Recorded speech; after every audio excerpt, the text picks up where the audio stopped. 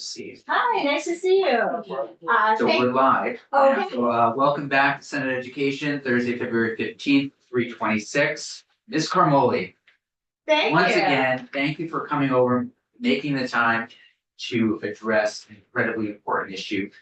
We have some decisions that we need to make on 204 if you followed some of the testimony, but we know you have some comments on 204. Okay. Compliments, I think, also. I do. We Thanks. love to hear. We Well, might even put a sign on the door, compliments only. okay. I do love positive, so thank you so much. I'm Gwen Carmoli. I serve as the chair of the Advisory Council on Literacy for the state. I'm also the president of the Vermont Curriculum Leaders. And you saw my amazing superintendent yesterday, Amy Miner. Oh, I work with Amy terrific. Miner. I'm the director of curriculum in Colchester. So I'm extremely fortunate to represent a number of terrific organizations. I would say I can read through this, but really I have three main comments. One is thank you. You're doing a really, really important and fine job of raising the awareness of the supports for literacy for struggling learners and helping us align that with our existing requirements. And I would say both are really, really important. So thank you so much for that. My second comment is about that alignment. There's one area that is still slightly out of alignment, and that is the area about the universal dyslexia screener. And it's in relation to the language, and I have some suggested language for that. I've spoken to the Vermont, the VCSEA, the Vermont Council of Special Education Administrators. And then my last was just a clarification point. So if you would like me to, I can read through the testimony, or we So can. you want to start with it's the committee's preference, but you mentioned something, what was the first point? Thank you so much, and. Oh, I love that. All right. Okay, go back. Second, well, let's go to the second point. Okay, the second point was about the dyslexia screener itself, Okay. or the process for screening. Okay, This, some of the language that is in the draft, the original and the second draft, bump up against the process of identifying students for a disability.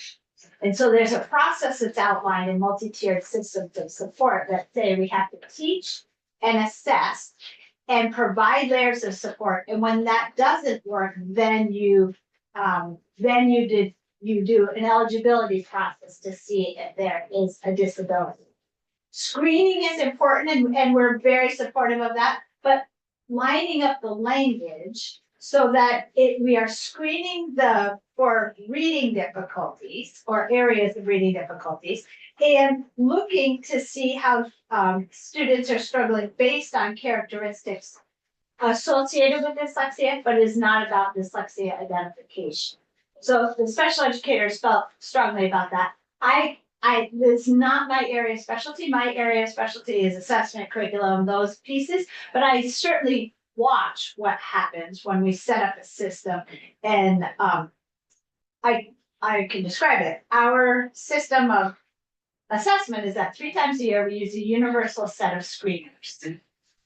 If I use kindergarten, we screen for letters and sounds, we screen for phonemic awareness, we screen for phonics, we screen for oral reading fluency, we do sight words, so we have an array, and then we do something called STAR early literacy. We do all of those 3 times a year. for what ages? This is kindergarten. Yep. First grade, we do oral reading fluency, we do STAR reader Yep. or early literacy. So 3 times a year, there's a series of screeners. When a student is showing some area of need, we provide systems of support, which might look like Title I reading support, or it might be a reading teacher, extra instruction. We're monitoring that progress. And we may, if a student is showing more struggle, do additional assessment on the individual. And then at the mid-year, we're assessing again on all of those assessments. And then we do it again at the end of the year. Along the way, we're doing these systems of support. If a student is not responding to the systems of support, you do a higher layer of support. And then that is not working, then you do the special education identification process. So dyslexia they may have markers that have, you've listed a long list of things that we're working to find out if are they progressing successfully? And if they're not, we're providing those layers, and then they may be looking for a specific learning disability in the area of reading, which is where dyslexia would fall. So the special educators asked if we could adjust the language to reflect that we are doing a universal screening on these skills and characteristics of dyslexia, but not dyslexia identification. Why? Because dyslexia identification is more special education and it's a particular process that they have to follow. Okay. Is this the recommended? That's the recommended language. Great. I don't think there's anything too scary in there. I think we're very close in describing it as the bill. It's more the language to make sure it lines up with their requirements to identify Okay, in special education. so there's no, thinking of some constituents, we have a young woman now who was not screened. Well, maybe she was screened. I'd have to talk to her parents, but the dyslexia was missed, if you will. Okay. So is this in some way, would this person still be captured? The person would be captured and Okay. probably sooner than in the past. Okay, Act 173 in Vermont, Yeah. multi-tiered systems of support are really one of the pieces that put those systems of screeners in place Yeah. and then the follow-up systems of support. okay, I would say prior to that, some systems did and some may not have. but I guess maybe the way for me to ask it, I'm sorry to interrupt, if this might be helpful. Would this person, if they were screened after this bill is passed with this language recommendation, is something not going to happen where their dyslexia would be addressed right away? It sounds like A it. struggle in there's reading wait- would get addressed right away. Okay, Whether it's the purpose of the screener is to figure out who has needs and in what area Yeah. and in what layer of Right. support Sure. is needed. It's not to identify an area of Okay. disability. And so trying to separate that language Mhm. is what I we bring it to the table. Okay,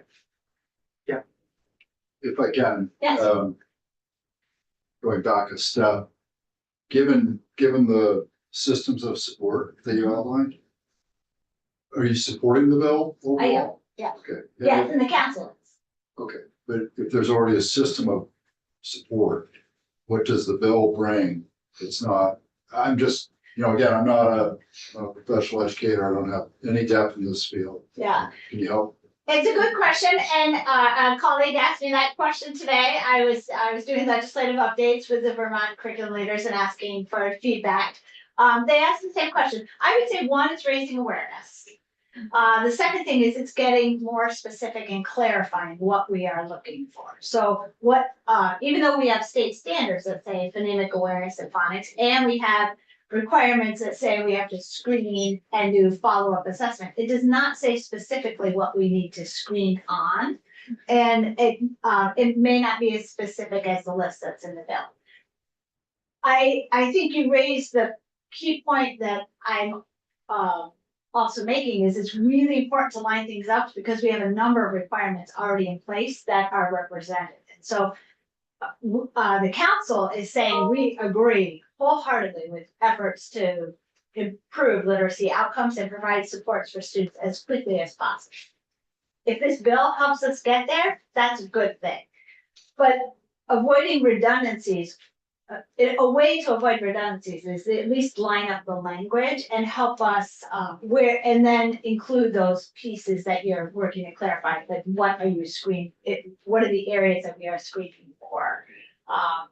And how do we preserve special education in particular, because that's federal law. That's your area more than mine.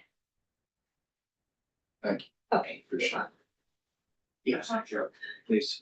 You probably can't comment or don't want to comment, or maybe both, on schools that don't use MTSS, do you, at this time? Well, we're all required to. So Oh. it's our statute, MTSS, multi-tiered Oh, right, systems of support. thank you. And I'm gonna mix up whether it's statute 2902 or 2903, but it's already in statute and requirement. It's in our federal law, when we receive federal funds, we're required to have multi-tiered systems of support.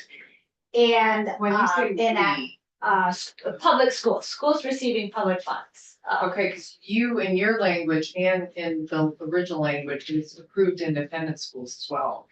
I did not, that actually comes from the craft of the bill, I didn't, Okay, I think that's a decision point on your end. right, that's why I was asked, but you can't comment, and don't wanna comment on what to do with schools that don't have MTS. I would say, for the public schools. Yes, right, We have a requirement to follow. Yeah. Based on a series of state and some federal language that requires multi-tiered system support. Act 173 slightly redefined that or strengthened multi-tiered systems of support. And then there was a field guide that is part of the agency's guidelines on how to do that. And schools are implementing this. They may be earlier in implementation. They may be just setting up their screenings. They might just be setting up their systems of support. Staffing has been a challenge, so not every school has enough staff they have more positions available that are not fully filled. So they may not be fully operational, but it is one of our requirements and we are all working really hard on it. Yeah, that was passed, I wanna say 173, 2 sessions ago. Yes, and then there was a slight So you're delay saying in that's the rule still kind of change. getting up and going, just the staffing issues? Well, Okay. there were two parts to it, there was the funding Yep. part, there was the special education identification and rule changes, Mhm. and then there was the part which is about curriculum Yeah, so we take with assessment, so rule, there yeah, are okay. a lot of systems that it impacts. thank you for that answer, I really appreciate it, I just think at some point, because we're gonna have a decision point in our committee as to whether this should be more broadly rolled out with approved independent schools as well. Do you have a feeling, do you have a, Well, we do Opinion? share public dollars with approved independent schools. And I think if we're required as public schools, it's very nice if we're sharing the dollars, if we share the requirements. When we receive Title I dollars or when we receive ESSER funds, we do have requirements to share those funds. So my personal opinion would be that it'd be nice if they're sharing them. We've not had that conversation with VITCLA. The council does have independent schools, the Vermont Oh, curriculum leaders, Thank I'm you. sorry. Thank you. The advisory council does include the independent schools. There is a representative from the independent schools, and there are 3 community members. And I think they are both representing public and independent schools, the community members. do you think you might be able to send us the name of the person on the advisory committee? Sure, That'd be Susan Gray Okay. is the representative. And That's the representative of the, the advisory council for the independent schools, Okay. the Vermont independent schools. She's very supportive of the multi-tiered systems of support, of screening, of structured literacy. She's very supportive of this. Yeah, it's great, it's just how do you thread it, because they don't necessarily follow the same guidelines, do you know what I mean? They don't follow Yes. the same rules, Yeah, so, I yeah, can't I think know, that, but I do love if we're all working from the same Yeah. playbook. yeah. Okay, thanks for that. yeah, so Curiosity question, I don't wanna go down a rabbit hole, but, home, well, there are rat holes too. homeschooling. How do we catch kids that may need intervention? Okay. Is there any system? Well, homeschool has to go through an approved system. So if I'm a parent or a caregiver and opting to homeschool, I have to have an approved plan with the state. And so I fill out my application and I have to demonstrate how I'm gonna meet that curriculum. By having resources on the Agency of Education website, including professional learning, including resources about assessment, they would have access to that. But I can't say what the approval process or how they might access. Homeschool families do have the ability to work with public schools to come in and access parts of public schools that can be part of the approval plan. We have had students sometimes who participate for academics, sometimes for athletics, different parts of school. But in particular literacy and whether the child is where they should be in this particular aspect. Reading.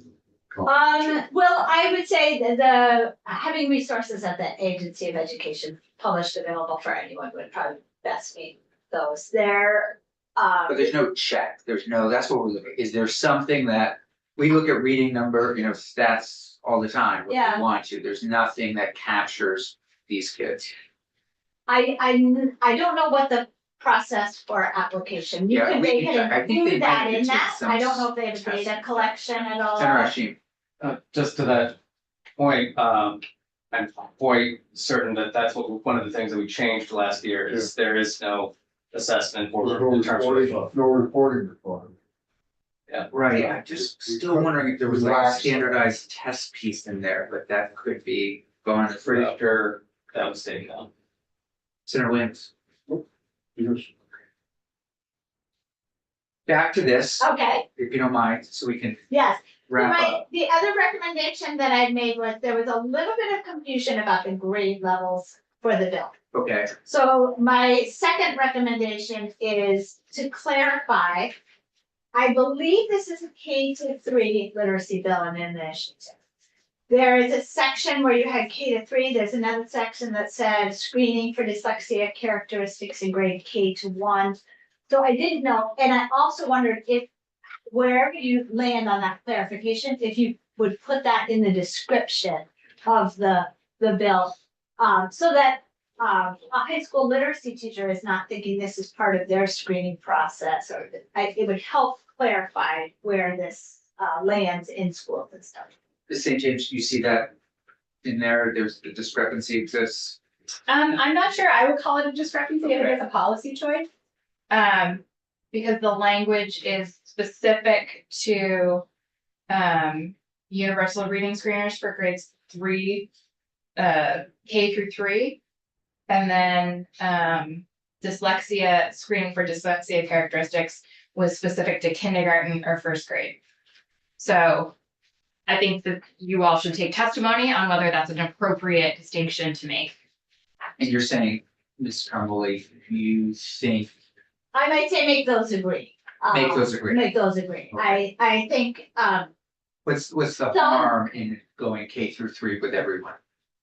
some of the things that you're looking for in second and third grade are really specific to kindergarten and first grade skills. So phonemic awareness is one, the letters and sounds and how, oral reading fluency you can do in any grade. Comprehension you can do in any grade. But the early reading, identifying letters and the sounds of letters are specific to kindergarten and first grade. So my recommendation would be clarify which grade levels you're interested in, I think we're gonna go K-3, okay? unless there's major objection at this point, we'll see a new draft that will look at K-3. Okay, and then I would put that into the title or the description of it. This is a bill for kindergarten through third grade Sure. reading difficulties. Anything else? Just a huge thank you. I did include the advisory council recommendations that we've made. I brought those back. And I have been really heartened by all of the collaboration and consistency that I'm hearing as I talk to Vermont Superintendent's Association, Vermont Principals Association, the Vermont School Board Association, Vermont Curriculum Leaders, the Vermont Council of Special Education Administrators. People are really interested in working and are working very hard on this. They're appreciative for the efforts, and anything you can do to align language and requirements will help the work that is happening, and it's going to make it better for students. So these advisory council recommendations, aren't related to 204. No, they're not. Right, They're okay, just general. okay, yeah, in general. that Just we'll bringing it back, just to be Yeah, sure. which some of them, I mean, looking at, I know the first one, we've had some, well, we can take a look at it as it relates to our Okay. community work, but I'm glad you brought them back, great. Anything else? Ms. St. James, any clarity that you need from us? So we're gonna move forward with these recommendations as presented, and we'll look at a new draft, in the coming days. And have some decision points to make, and we'll return to 303, and hopefully by the end of next week, we'll be able to start to put possible vote markup, because this will go down to appropriations where it will sit. And yeah, but we'll have to make nice with the appropriations. Okay. It was really fun to hear the 303, the Delhi Parton Imagination Library. They came to the council, did a brief presentation, and they've been sending some updates. So there is also a lot of positive energy about it. Yeah. You have to figure out the fiscal side. I know, Fiscal note, that's there's a $100,000 appropriation. I didn't want to get into it there, but I'm not sure where that came from. That was a sort of a, hey, we'll put $100,000 in, or if that was a joint fiscal number, but we'll figure I it out. don't know that. Yeah. Well, if you did, I would be very impressed. Thank you. Stay out of that end of it. Thank you. Thank you so much. All right, I think we're finished for the day. Thanks, everybody.